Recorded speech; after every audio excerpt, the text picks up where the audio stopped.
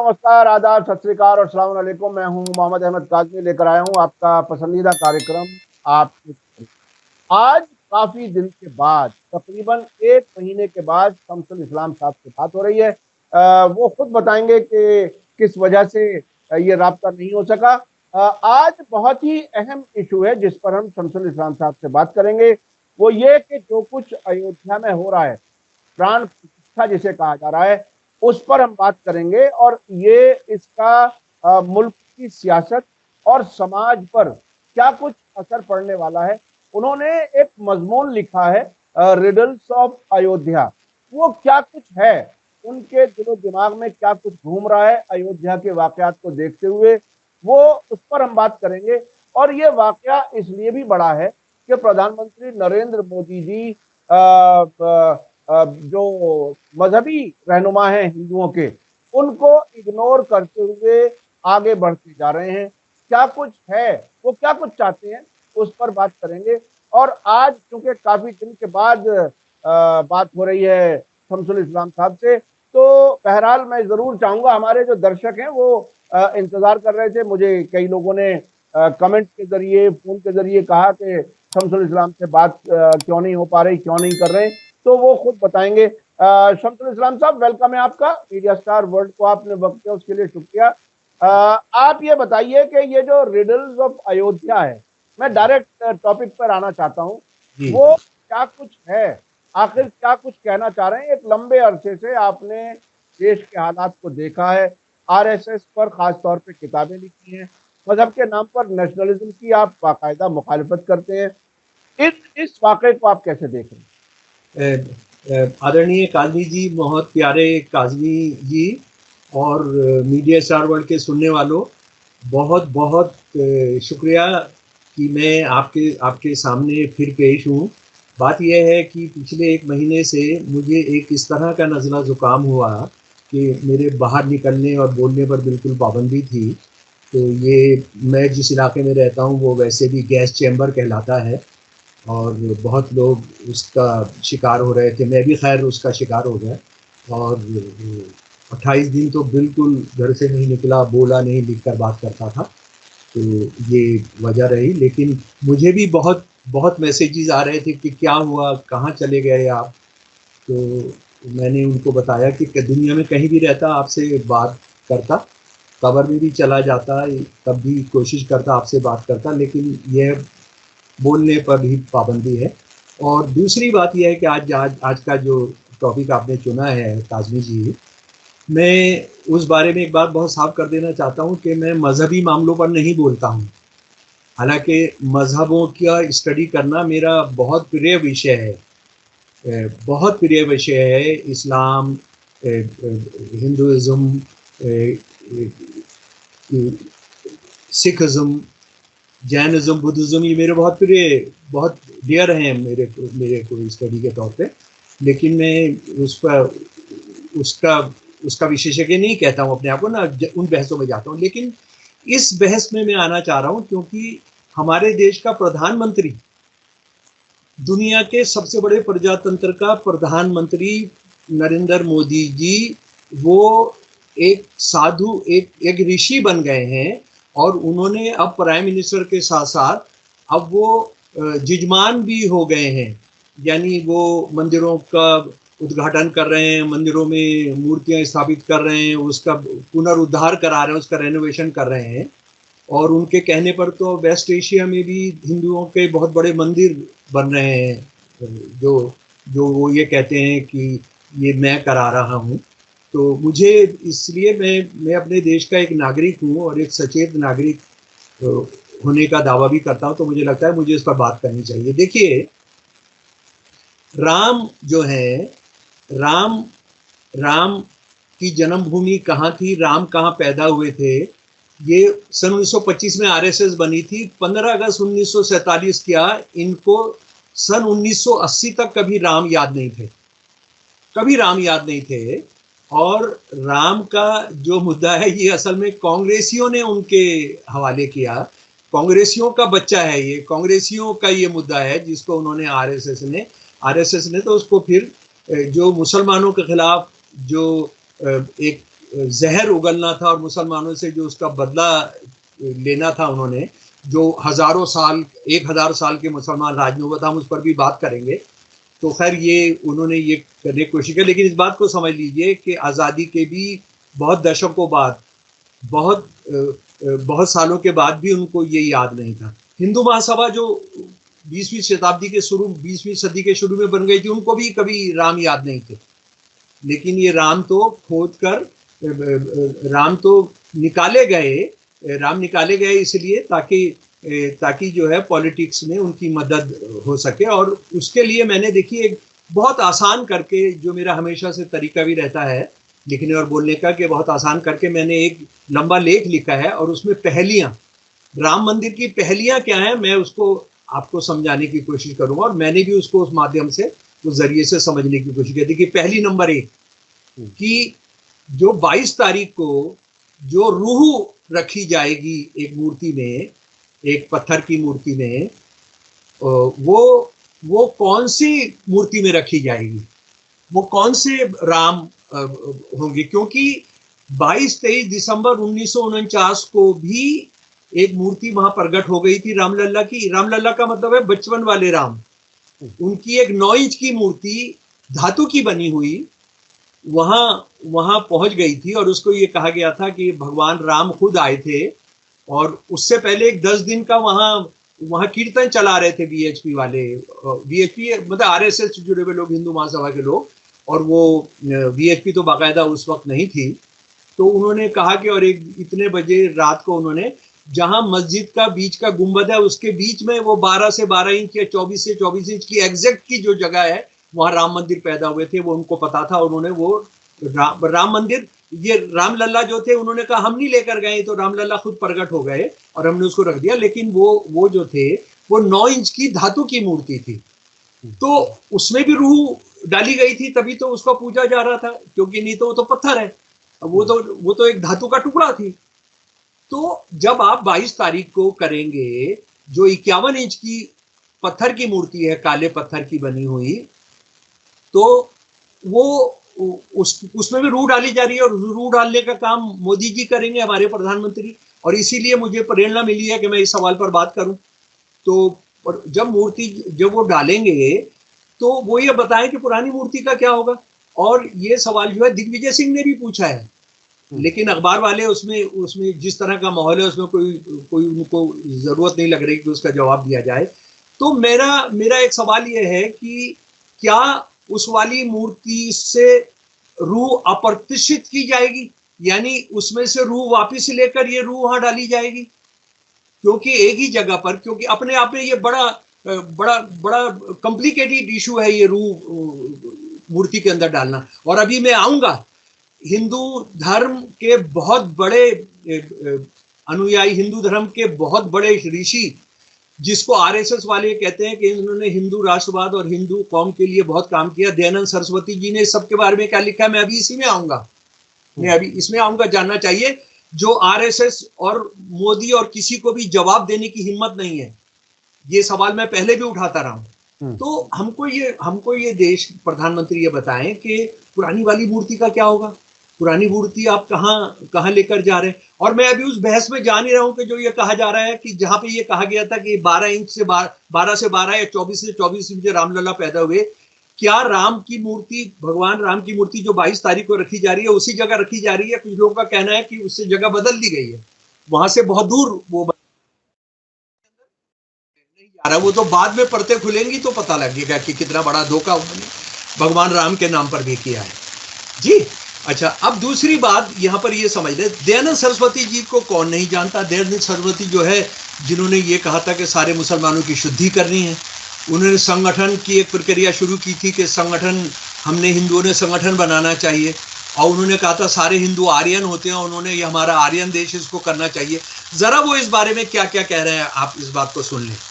मैं चैप्टर 11, ये उनकी किताब है, सत्यार्थ प्रकाश का अंग्रेजी तर्जुमा। इस किताब का नाम है लाइट ऑफ ट्रूथ, और इसके पूरा का पूरा चैप्टर 11 जो है वो हिंदू धर्म माना जाता है, ये उसका एनालिसिस कर रहे हैं, उसकी क्रिटिसिज्म कर रहे हैं वो वहां पर। क्योंकि जानते हैं कि वो मूर्ति पूजा में विश्वास नहीं करते थे। पर आरएसएस वाले क्योंकि दयानंद सरस्वती जी को बहुत महान हिंदू राष्ट्रवाद का स्तंभ मानते हैं, तो मैं उनके सवाल आपके सामने वो ये सवाल पूछ रहे हैं, जब कण कण में है राम, जब कण कण में है राम, तो ये राम की मूर्ति आप बनाकर आप करेंगे तो ये तो धोखा है। और वो ये कह रहे हैं कि ये फ्रॉड है, जो मैं आपको बता देना चाह रहा हूं। ये जो है, मैं शब्द आपको बता दे रहा हूं कि ये the fact of the matter is that all pervading spirit can neither come into idol not leave it.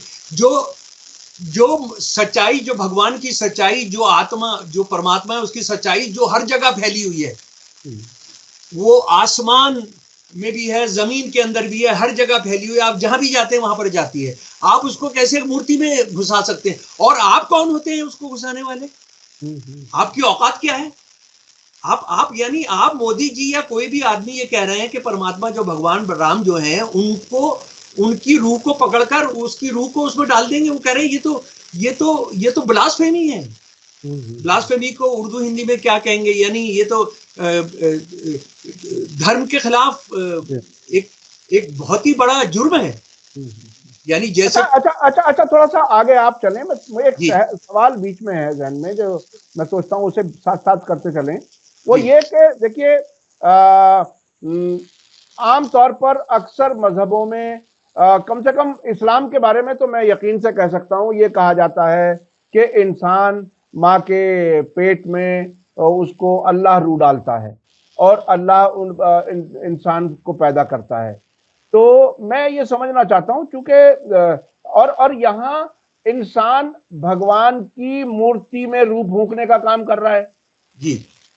तो क्या हिंदू धर्म में क्या है इसका नजरिया? चूंकि आपने कई मजहबों के स्टडी की बात की, क्या एक इंसान भगवान की मूर्ति में रूह फूंक सकता है, रूह डाल सकता है? ये खुद अपने आप में हिंदू में क्या है? मुझे लग रहा है कि हम इसको ये मोदी और भगवान राम और इस्लाम की बहस ना बनाए। मेरे को उसमें रुचि नहीं है। हाँ। मैं ये कह रहा हूं कि आप हिंदुइज्म के हिसाब से ही हम बात कर रहे हैं ना। हम ये मान रहे हैं हम सब हिंदू हैं। भाई मैं हिंदू हूं, मैं राम का वर्शिपर हूं, राम को पूछता हूं। हाँ। है ना? और मैं ये सवाल कर रहा हूं कि दयानंद सरस्वती, जिनको आरएसएस वाले ये कहते हैं कि ये जो है हिंदू धर्म के एक स्तंभ है, दूसरे स्तंभ में सावरकर है, एक स्तंभ ये है, एक विवेकानंद है, ये समझ लीजिए। ये 3 स्तंभ है आरएसएस के हिसाब से, विश्व हिंदू परिषद के हिसाब से, हिंदू राष्ट्र के। वो क्या कह रहे हैं? अच्छा, वो ये कह रहे हैं कि अगर तुम ये कर सकते हो, मूर्ति रूह फूंक सकते हो, तो तुम्हारा जो बच्चा, वो सीधा बोल रहे हैं, तुम्हारा जो बच्चा है वो मर गया है तो उसकी रूह में, उसकी भी रूह फूंक दो फिर।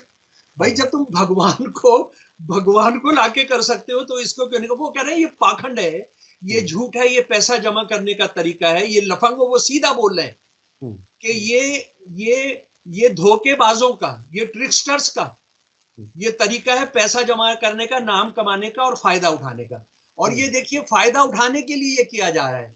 और मैं ये सवाल पूछ रहा हूं आरएसएस के लोगों से कि अगर चुनाव सन 1926 में हो रहे होते तो ये 24 के अंदर होता इसका उद्घाटन? इसका उद्घाटन नहीं होता, वो 26 के अंदर ही होता। राम मंदिर के सहारे आप अपनी नैया पार कराना चाहते हैं। इसमें एक बात तो साफ है कि हिंदू आपको वोट नहीं दे रहे हैं महंगाई की वजह से, आप बेरोजगारी की वजह से। आपने राम का सहारा लिया है, राम का सहारा लिया और उसके जरिए आप कर रहे हैं। लेकिन इससे ज्यादा एक गंभीर मामला है, उस पर हम आ जाएं कि ये भाई राम मंदिर बन रहा है, अबू धाबी के अंदर हिंदुओं का बहुत बड़ा मंदिर बन रहा है, वॉशिंगटन के अंदर बहुत बड़ा बन गया है, लंदन के अंदर बहुत बड़े बन गया है ना, सैन फ्रांसिस्को में बहुत बड़ा मंदिर बन गया है। तो इस मंदिर ये बनना है, बहुत अच्छी बात है, मंदिर बनना ही चाहिए, आपके पास पैसा है, सब आप बनाइए। तो ये बनाने में ये क्यों बनाया जा रहा है? 500 साल के बाद मुसलमानों ने जो इसको खत्म किया था, मोदी जी लगातार कह रहे हैं। 60 कंट्रीज में आरएसएस से जुड़े हुए जो भारतीय मूल के लोग हैं, वो बराबर कह रहे हैं कि कल भी उन्होंने वाशिंगटन डीसी में रैली निकाली कि 500 साल के बाद राम आ रहे हैं। जैसे राम कहीं चले गए थे और 500 साल पहले किसने निकाला था? वो मुसलमानों ने निकाला था। अब यहाँ बहुत लंबी चौड़ी बहस है, लेकिन मैं 2 बातें कहना चाहता हूं कि ये गोस्वामी तुलसीदास से भी ज्यादा जानते हैं। गोस्वामी तुलसीदास ने गोस्वामी तुलसीदास ने रामचरितमानस लिखी जी 1511 से 1623 के बीच में, सॉरी ये 1575 से 1576 के बीच में, ठीक है जी। और राम मंदिर तोड़कर मस्जिद बना ली गई 1528 में, यानी 30-35 साल के बाद, या वो हिसाब किताब देख लीजिएगा, राम मंदिर के तोड़ने पर, जब बाबर के कहने पर वहां मस्जिद अयोध्या के अंदर बना दी गई, उसके 20-25-30 साल के बाद रामचरितमानस लिखी गोस्वामी तुलसीदास ने। गोस्वामी तुलसीदास जिनसे बड़ा कोई भगवान राम का वर्षी पर पैदा नहीं हुआ।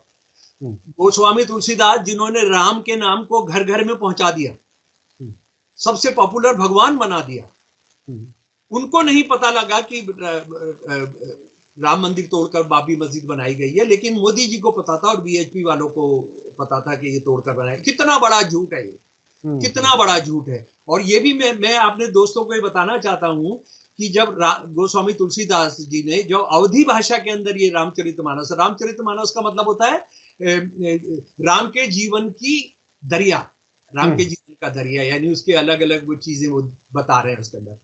वो जब अवधि में लिख दी तो उनका ब्राह्मणों ने उनका बाइकआउट कर दिया, ब्राह्मणों ने उनको बाइकआउट कर दिया और रात को मस्जिद में सोना पड़ता था। उन्होंने लिखा है कि मांग के खाई वो मस्जिद में सोवो, लेवे के एक ना देवे के दो ही। उनकी अवधि के अंदर है कि मैं मांग के खाऊंगा, मस्जिद में सोऊंगा, मैंने किसी का एक लिया नहीं तो दो क्यों दूंगा। ये कविता वाली उनकी शायरी, उनकी पोएम्स की किताब है, उसको आपको पढ़ना चाहिए जरूर, कविता वाली। और गोस्वामी तुलसीदास जो बाबरी मस्जिद के बनने के बाद हैं, वो बिल्कुल इसका जिक्र नहीं कर। अच्छा, एक और सवाल मैं जल्दी से यहां पर करता हूं कि मुसलमान राज किसका राज था? किसका राज था मुसलमान? आज तो इस देश के मुसलमान है, उनका राज नहीं था, वो ब्राह्मणों का राज था, वो ठाकुरों का राज था, वो कायस्तों का राज था। औरंगजेब से लड़ने कभी भी औरंगजेब नहीं गया। कौन लड़ा औरंगजेब के लिए? जयसिंह 1 और जयसिंह 2 जी, वो उनको अपनी औलादे बोलते थे। औरंगजेब उनकी अपनी औलादे कहते थे। राणा मेवाड़ से लड़ने कौन गया अकबर की तरफ से? अकबर नेवर बैठ गया। कौन गया? मान सिंह, जो उनका साला था जी। और उसके बाद 1971-72 के अंदर आप बोल रहे हैं ये तोड़ दिया गया, वो तोड़ दिया गया। क्या होगा? राजा बहुत बदमाशी करते हैं। ये औरंगजेब जो था, उसने तो अपने बाप को जेल में डाला था, अपने भाइयों को कत्ल कराया था उसने। लेकिन भाइयों का कत्ल किसकी मदद से किया था? जयसिंह 1 जयसिंह 2 की मदद से। तो इसको हमको समझ लेना चाहिए। 1971-72 में अंग्रेज पहली बार धर्म के नाम पर कराते हैं जनगणना, सेंसस। मुसलमान कितने हैं? 21.5%। हिंदू कितने हैं? 73.5%। यानी 1000 साल के कत्लेआम में सब कुछ होने के बावजूद ये मुसलमान सिर्फ 23.5% रहे। तो आप झूठ बोल रहे हैं। मुसलमानों का जो राज था, मुसलमान जिसको आप मुसलमान राज कह रहे हैं, उनका राज असल में ऊंची जातियों का राज था। अच्छा, उसके बाद अगले रीडिल पर आ जाए, अगले रीडिल पर आ जाता हूं जनाब, जो बहुत जरूरी है। ये जो मुसलमानों के खिलाफ, मुसलमान ये बोल रहे हैं कि राम के खिलाफ थे और मुसलमानों ने राम के साथ ये किया वो किया। मैं इनको बताना चाहता हूं, जाहिलों को और गंवारों को, मतलब इनको जाहिल और गंवार कहना भी आरएसएस वालों को गलत है, क्योंकि वो उससे उनकी बेइज्जती हो जाएगी, गंवार और जाहिलों की। ये इकबाल की पोयम है, इकबाल की नज़म है, और उस नज़म का नाम है इमाम हिंद। इमाम हिंद। और इमाम हिंद की कुछ लाइनें मैं आपको पढ़कर सुना रहा हूं। सुनाऊं काज़मी साहब? जी, बिल्कुल बिल्कुल। है राम का वजूद पे हिंदुस्तान को नाज, है राम के वजूद पे हिंदुस्तान को नाज, अहले नजर समझते हैं उसको इमाम हिंद। इमाम हिंद, नॉट इमाम हिंदू। जी, बिल्कुल बिल्कुल। मैं इसका मीनिंग नहीं समझा रहा हूं, क्योंकि मुझे लोग समझते हैं कि हमको हिंदुस्तान, पूरे हिंदुस्तान को नाज है राम के नाम पर, सिर्फ हिंदुओं का नाज नहीं है। बिल्कुल बिल्कुल। यानी मुसलमानों को भी नाज है। और इनके इमाम हिंद है वो। और उसके बाद सुनिए जनाब, तलवार का धनी था, शुजात में फर्द था। तलवार के धनी थे और बहादुरी के अंदर उनका अकेले थे। पाकीगी में जोशे मोहब्बत में, पाकीज़गी में जोशे मोहब्बत में फर्क था।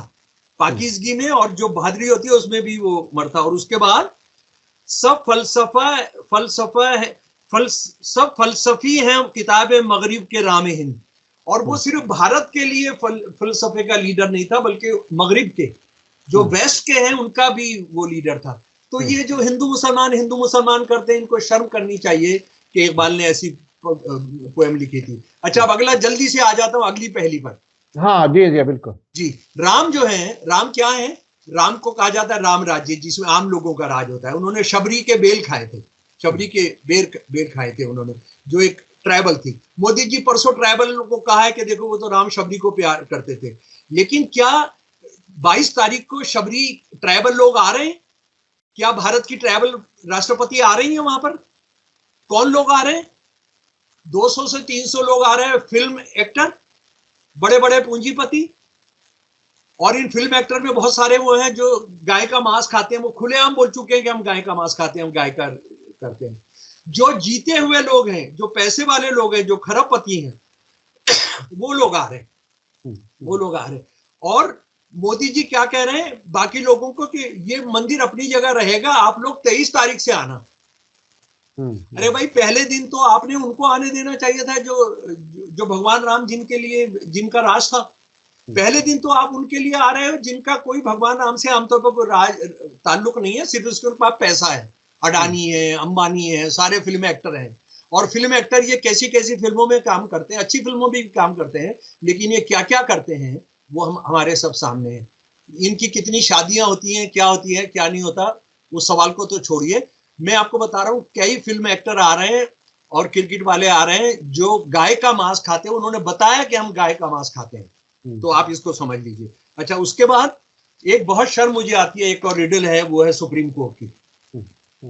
सुप्रीम कोर्ट ने अपने फैसले में कह दिया कि कोई मंदिर नहीं तोड़ा गया बाबरी मस्जिद को बनाने के लिए। सुप्रीम कोर्ट ने अपने फैसले में कह दिया कि 22-23 दिसंबर 1949 को जो मूर्ति रखी गई थी वो बहुत बड़ा अत्याचार था, बहुत बड़ा रूल ऑफ लॉ का उल्लंघन था। उसके बाद उन्होंने कहा कि 6 दिसंबर को जिस स्ट्रक्चर को तोड़ा गया वो बहुत भयानक, the destruction of the mosque and the obliteration of Islamic structure was an egregious violation of the rule of law. बहुत भयानक रूल ऑफ लॉ का उल्लंघन था। लेकिन इसके बाद सुप्रीम कोर्ट, इस बेशर्म सुप्रीम कोर्ट ने क्या किया? सुप्रीम कोर्ट ने यह किया, जिन्होंने तोड़ा था, जिन्होंने दंग किया था, जिन्होंने हजारों मुसलमानों को कत्ल किया था राम के नाम पर, उनको ही वो दे दिया। यानी उन्होंने ये तक किया कि मुसलमानों को तो छोड़िए, उस राम मंदिर बनाने का सबसे पहला जो दावा किया था वो निर्मोही अखाड़े ने किया था। सुप्रीम कोर्ट ने बहुत चालाकी से निर्मोही अखाड़े को भी खारिज कर दिया। यानी आरएसएस का कोई कंपटीटर राम मंदिर में ना रहे। इसको इस देश ने अभी चर्चा करनी है, इस पर बात करनी है काजमी जी, कि हिंदुओं के अंदर अगर कोई कंपटीटर था आरएसएस का तो कर दिया। और ये तो आप सब जानते हैं, ये एक ऐसा फैसला है जिसके अंदर फैसला लिखने वालों का नाम नहीं है। एक ऐसा फैसला है जिसमें एक एजेंडा दे दिया गया है, वो 80 पेज का एजेंडा है। वो एक जज ने ऐसा कहा, लेकिन उस जज का नाम नहीं रखा गया। ये दुनिया का अपने आप में धोखाबाजी का, ये तमाशा दिखाने वाले जो करते हैं ना, या ये जो जादू दिखाते हैं, वो जादू है। इसको हमेशा भारत की सुप्रीम कोर्ट को हमेशा इतिहास आने वाले समय में हमेशा शर्मिंदगी होगी इसको पढ़ने के लिए। आखिरी बात जनाब, मैं आपके आ रहा हूं कि आप हिंदू मुसलमान कर रहे हैं और अयोध्या के अंदर आप कर रहे हैं, लेकिन क्या आप जानते हैं कि अयोध्या में 1857 में क्या हो रहा था? हिंदू मुसलमान का गृह युद्ध हो रहा था? नहीं, वहां पर 2 इतनी बड़ी मिसालें हैं कि वहां के मौलवी और महंत मिलकर किस तरह से साथ लड़े। मौलाना अमीर अली बहुत मशहूर मौलवी थे अयोध्या के, और हनुमानगढ़ी के मुख्य थे बाबा रामचरण दास। दोनों ने अंग्रेजों के खिलाफ लड़ाई लड़ी और दोनों को कत्ल किया गया, और दोनों को कुबेर टेला पर फांसी पर लटकाया गया। बदकिस्मती से, जहां तक मेरी जानकारी है, कुबेर टेला को अभी राम मंदिर के विस्तार के चलते उसको ढा दिया गया है और उस जगह किसी गरुड़ की मूर्ति लगा दी गई है, जहां तक मुझे वहां के साथियों ने बताया। यानी वो कुबैत टेला जो हिंदू मुसलमानों की एकता का सांझी कुर्बानी का था, उसको मलियामेट कर दिया गया। उसके बाद ये इकलौता उदाहरण नहीं है। अच्छन खान और शंभू प्रसाद शुक्ल, दो देवी प्रसाद भक्त की सेना के अयोध्या में अधिकारी थे। इन्होंने अपनी सेना के साथ अंग्रेजों का मुकाबला किया और ये कहा जाता है कि इनकी खाल उतारी गई फांसी पर लटकाने से पहले। खाल उतारने में ही मर गए उनको, उसके बाद फांसी पर लटकाया गया और इनकी लाशों को वहां से हटाने नहीं दिया गया। ये हिंदू मुसलमानों की एकता का है। ये हमारे देश का जो बुनियादी आधार है उसको खत्म करने के लिए, उसको तबाह करने के लिए ये राम को इस्तेमाल कर रहे हैं। यानी इनकी हिम्मत देखिए कि ये भगवान राम की रूह को ये डालेंगे, भगवान राम की आत्मा को ये डालेंगे। इससे बड़ा मजाक भगवान राम के साथ कौन कर सकता है। शुक्रिया। जी जी। तो इसमें नतीजे के तौर पे एक चीज जो मुझे समझ में आ रही है वो ये कि आरएसएस बीजेपी के उस प्लान का हिस्सा खुद सुप्रीम कोर्ट भी, खुद जो इंडस्ट्रियलिस्ट हैं वो सारे मिलकर के उस आरएसएस और हिंदुत्व के एजेंडे को पूरा करने में लगातार मदद कर रहे हैं। अब से पहले को सरकार में रखना है। असल में वो हिंदुत्व एजेंडा क्या है, मोदी तानाशाह है, वो सबको सीधा कर देगा। वो कॉर्पोरेट की दुनिया का उसको प्यार करते हैं, उसको पूछते हैं, उसके नाम के मंदिर बना रहे हैं। मतलब इतना पैसा तो अडानी अंबानी का कभी बढ़ा नहीं है ना। मोदी चाहिए। मतलब हिंदुत्व से कोई लेना देना नहीं है, क्योंकि देखिए हिंदुत्व का एजेंडा होता ना, एक बहुत मजे की बात है, एक शंकराचार्य ने सवाल उठाया भी है कि ये जो काम है रूप भूखने का काम, ये तो ब्राह्मण कर सकता है, ये तो ब्राह्मण नहीं है। लेकिन देखिए जो ब्राह्मणिज्म है उसको भी ये मतलब मोदी है, मोदी सब कुछ है, मोदी सब कुछ। ये मोदी पावर में रहना चाहिए। और मोदी कितना धोखेबाज प्रधानमंत्री है कि ये चीन करते रहते हैं। आप जानते हैं पिछले 10 साल के अंदर चीन के साथ कितना 100% बिजनेस बढ़ा है।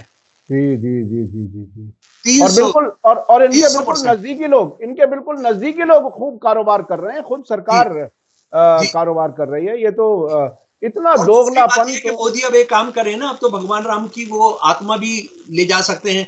ये चीन से अपनी जमीन आजाद करा लेना भाई, कुछ ऐसा कर दें कि वहां पर जो ये वहां का प्रेसिडेंट है चीन का, उसकी आत्मा निकाल के अपना अच्छी आत्मा डाल दें। भाई जब मूर्तियों में आप आत्मा डाल सकते हो, ये सब कर सकते हो, तो ये चीन का जो प्रेसिडेंट है कर देना वहां। इसमें भी कोई चीन की सेना है, वहां पर भी अच्छी आत्माएं डाल दें। जी जी जी जी। ये देखिए बात वहीं आती है कि मुल्क के अंदर रहते हुए लोगों को कितना भी धोखा दिया जा सके वो खूब कर लेंगे, लेकिन जहां कहीं मुल्क को बचाने की, मुल्क की आजादी के खिलाफ जहां कहीं कुछ हो रहा है, हमारी जमीन पर कब्जा किया जा रहा है, उसके खिलाफ कोई कार्रवाई नहीं होगी। वहां कारोबार और पैसा कमाना जो है वो प्रायोरिटी हो जाएगा। अडानी अंबानी कमा रहे हैं सारा पैसा। ये जो 70 बिलियन डॉलर से 200 बिलियन डॉलर धंधा हो गया है मोदी जी के राज में। जी जी जी जी। वो कोई फर्क नहीं पड़ता। वहां आत्मा नहीं काम करेंगी, वहां दिमाग काम करेगा, पैसा। और वो पैसा पार्टी को इलेक्शन के दौरान खूब दिया जाएगा। खूब नहीं, वो पैसा तो अब इनको शेख दे रहे हैं, अरब देशों के शेख दे रहे हैं। इनको पैसे की प्रॉब्लम नहीं है भाई साहब, पैसे की प्रॉब्लम सऊदी अरब से आ रहा है, इधर से आ रहा है, वो सब मोदी जी को रहना चाहिए। जिनको आरएसएस वाले मुसलमानों को कोसते रहते हैं, गाली बकते रहते हैं, उनका सफाया चाहते हैं, अरब देशों का हाथ मोदी पर है या मोदी का हाथ उन पर है, ये कहना मुश्किल है भाई। जी जी जी। और उसमें एक कॉमन कनेक्शन जो मुझे नजर आता है वो इजराइल है। ये इजराइल का ज़ायनिज्म और वहाबीज्म और यहाँ का जो भी आप कहें, इसे हिंदुत्व कहें या मोदित्व कहें, जो भी, ये सारे एक साथ, मुझे लगता है हिंदू और गुजराती पूंजीपति। जी जी जी। इनका महाराष्ट्र गुजरात के पूंजीपति, असल में वो है मुख्य मुद्दा। तो बिल्कुल बिल्कुल बिल्कुल। बहुत बहुत शुक्रिया शमसुल इस्लाम साहब, आपसे बात करके अच्छा लगा। काफी दिन के बाद हमारी बात हुई, लेकिन ये बहुत ही अहम टॉपिक है जिसकी हकीकतों को आम लोगों को देश भर में इस पर चर्चा होनी चाहिए। और ये समझना चाहिए कि राम के नाम पर आखिर क्या कुछ हो रहा है। ना वो असली मूर्ति है जो 1959 की प्रकट हुई थी, ना वो जगह है, वो भी नहीं है, अदालत का फैसला है, वो आप भी खेल कर सकते हैं। बिल्कुल। आप क्या क्या खर्च कर सकते हैं राम के नाम पर। जी जी वो जी जी पाकिस्तान में पाकिस्तानी शासकों ने इस्लाम के नाम पर भी किया है, मोहम्मद साहब के नाम पर भी किया है, जी जी जी वो बिल्कुल सब बिल्कुल। करते हैं। ये वही एक ही गैंग है ये सब। एक ही गैंग है। जी जी जी, बहुत बहुत शुक्रिया शमसुल इस्लाम साहब। इसी के साथ मुझे दीजिए इजाजत। धन्यवाद, शुक्रिया। जय भारत, जय हिंद। मीडिया स्टार वर्ल्ड के और वीडियो देखने के लिए हमारे चैनल को सब्सक्राइब करें और सीधे नोटिफिकेशन पाने के लिए बेल आइकन दबाएं। और अगर हमारी खबर सच्ची और अच्छी लगे तो अपने व्हाट्सएप, इंस्टाग्राम, फेसबुक और ट्विटर अकाउंट पर जरूर शेयर करें।